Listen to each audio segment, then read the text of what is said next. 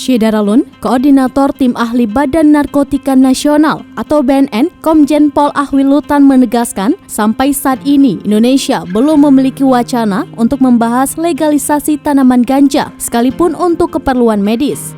Menurutnya, pemerintah Indonesia telah berupaya melakukan kajian terhadap manfaat tanaman candu tersebut. Namun hasilnya tidak ditemukan manfaat medis yang bisa diperoleh dari tanaman ganja. Pihaknya menegaskan di Indonesia ganja masih menjadi salah satu jenis narkotika yang masih dilarang digunakan sebagai obat.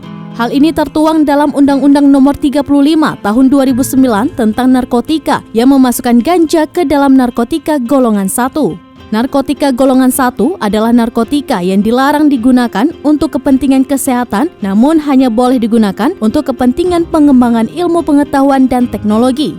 Sehingga ganja sama sekali ilegal di Indonesia.